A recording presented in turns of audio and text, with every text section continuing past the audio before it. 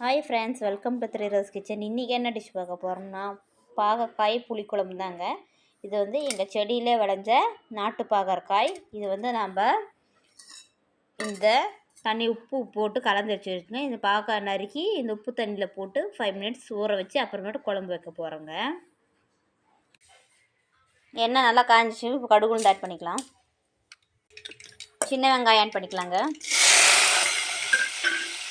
தூள் ஆட் பண்ணிக்கலாங்க. உப்பு தேவையான அளவு,